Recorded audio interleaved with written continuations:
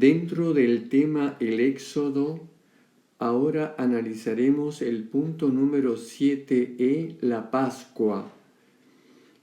Veremos los siguientes temas: etapas de la fiesta, la Pascua de Yahvé, etimología de la palabra Pascua, la Pascua, libertad para rendir culto a Dios.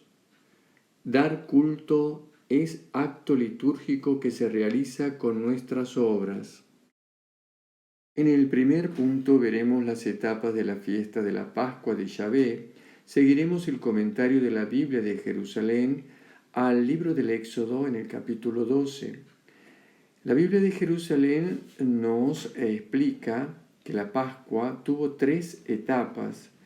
La primera etapa, la Pascua, que se refiere a su origen, es mucho antes de la salida de la esclavitud del pueblo de Israel de los egipcios.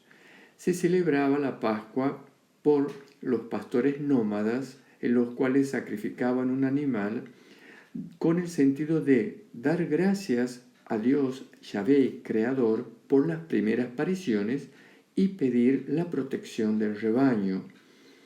Nosotros podemos verificar que la Pascua se celebraba antes de la salida de la esclavitud, justamente en el capítulo 12 del Éxodo, en el versículo 21, nos dice que Moisés llamó a los ancianos de Israel y les dijo: vayan en busca de redes menores para vuestras familias e inmolad la Pascua.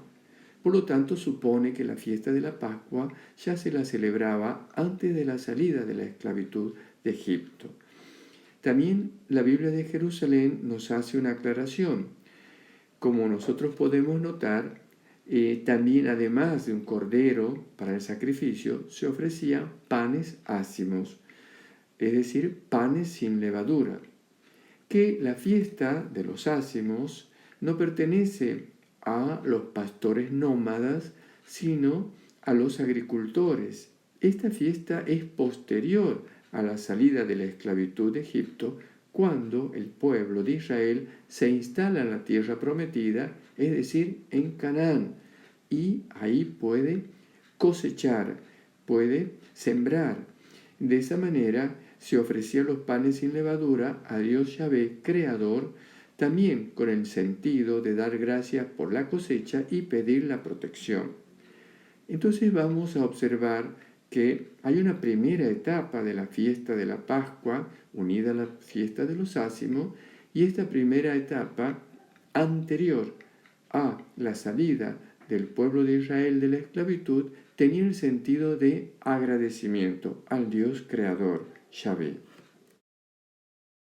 La segunda etapa de la fiesta de la Pascua, por tratarse de esta coincidencia, al celebrar la fiesta de la Pascua y la salida de la esclavitud del pueblo de Israel de Egipto, adquiere un significado religioso totalmente nuevo.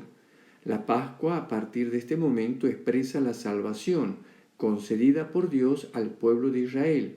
La fiesta de la Pascua es el memorial de la salida de la esclavitud de Egipto. Y una tercera etapa de la fiesta de la Pascua judía, prepara la Pascua cristiana. Cristo, en la semana de la Pascua Santa del pueblo de Israel, que es el Cordero de Dios, es inmolado en la cruz. Se ofrece al Padre como víctima propiciatoria y comido. Es la cena pascual en el marco de la Pascua judía, que es la Semana Santa. Trae así la salvación al mundo y la renovación de una nueva y definitiva intervención de Dios para la salvación de la humanidad. La Pascua es el centro de la liturgia cristiana, que se organiza en torno a la misa, sacrificio y manducación. El segundo punto que veremos es la etimología de la palabra Pascua.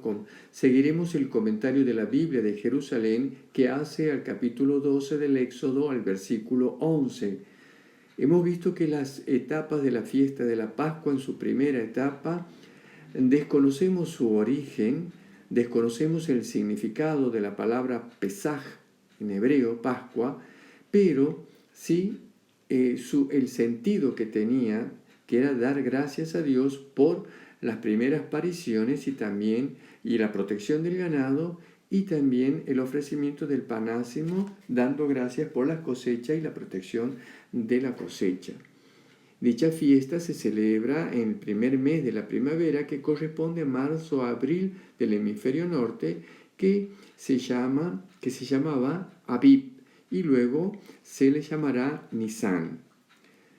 Vimos también la segunda etapa de la fiesta de la Pascua, es decir, la Pascua coincide con la salida de la esclavitud del pueblo de Israel de Egipto. A partir de aquí, la fiesta es el memorial de este acontecimiento, y su significado ya no solo es dar gracias al Creador, es sobre todo el paso de la esclavitud a la libertad. Así nos explica el libro del Éxodo, capítulo 12, versículo 13, versículo 23 y versículo 27. Nuestro Señor Jesucristo, en la Semana Santa, semana de la Pascua, celebra la Pascua, que coincide con su muerte y resurrección. A partir de aquí se celebra la Pascua cristiana. El sentido de la Pascua, además de lo que antes habíamos visto, se agrega el nuevo sentido que le da a nuestro Señor Jesucristo, el paso de la muerte a la vida. Punto número 3. La Pascua, libertad para rendir culto a Dios. Al leer Éxodo en el capítulo 3, versículos 7 al 12, donde Yahvé, Dios, se manifiesta en la zarza ardiente a Moisés, Dios le manifiesta que ha visto la aflicción de su pueblo y ha escuchado su clamor, conoce su sufrimiento, baja para liberar a su pueblo y llevarlo a una tierra que emana leche y miel. El pueblo, cuando quede libre, debe dar culto a Dios. Salir para dar culto a Dios se repite constantemente. De esta manera, en el capítulo 3, versículo 18 del Éxodo, también nos dice: y tú irás con los ancianos de Israel donde el rey de Egipto y le dirás: permíteme pues camino de 3 días al desierto para ofrecer sacrificio a Yahvé nuestro Dios. Capítulo 4, versículo 22 al 23, y dirás al faraón: así dice Yahvé, Israel es mi hijo, mi primogénito.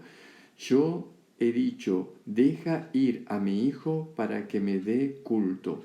Se repite constantemente después de cada plaga, anticipando cada plaga. En el capítulo 5, versículo 1, versículo 7, versículo 16, versículo 26 de dicho capítulo 5, también en el capítulo 8, versículo 4, versículo 16, versículo 23, capítulo 9, versículo 1 y 13, capítulo 10, versículo 3 y 24. En el comentario de la Biblia de Jerusalén, nos explica que este pedido que hace Moisés al faraón de sacrificar para Yahvé se trata de la fiesta de la Pascua, como vimos en su primera etapa.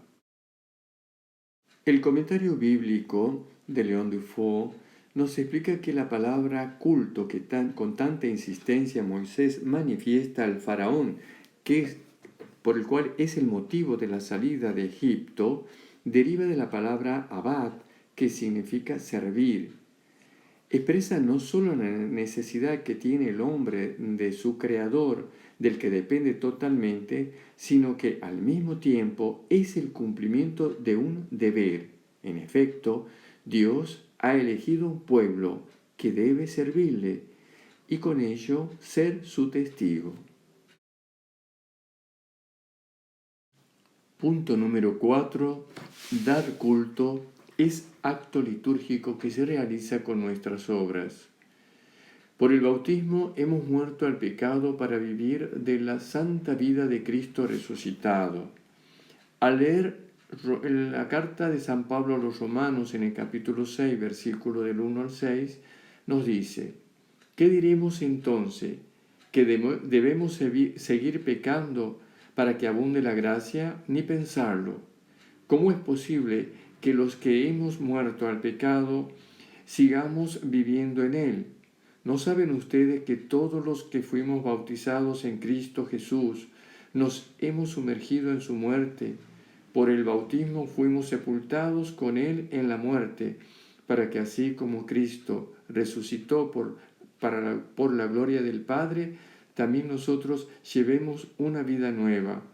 Porque si nos hemos identificado con Cristo por una muerte semejante a la suya, también nos identificaremos con Él en la resurrección. Compréndanlo. Nuestro hombre viejo ha sido crucificado con Él para que fuera destruido este cuerpo de pecado y así dejáramos de ser esclavos del pecado. Esto mismo vamos a encontrar en las cartas de San Pablo a los Colosenses, capítulo 3, versículo del 1 al 10, la carta de Pedro, la primera carta en el capítulo 1, versículo 14 y siguientes.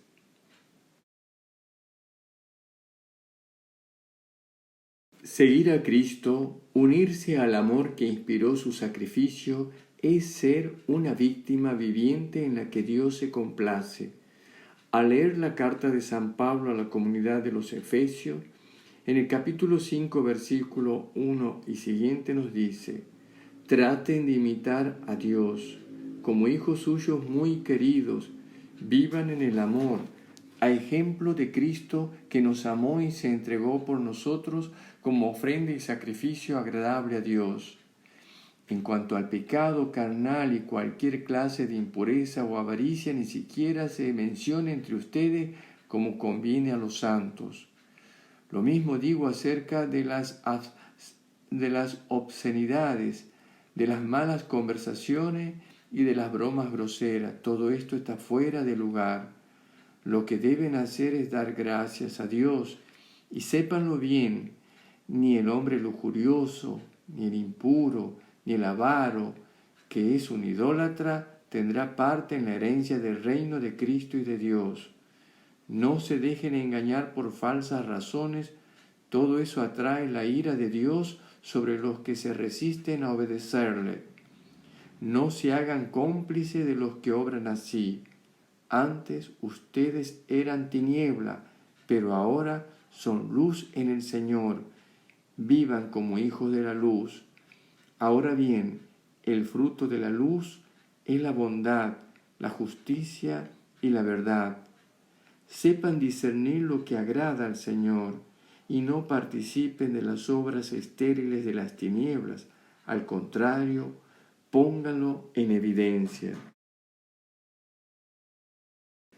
En verdad que resulta vergonzoso aún mencionar las cosas que esa gente hace ocultamente, pero cuando se las pone de manifiesto, aparecen iluminadas por la luz, porque todo lo que se pone de manifiesto es luz. Por eso se dice: despierta tú que duermes, levántate de entre los muertos, y Cristo te iluminará.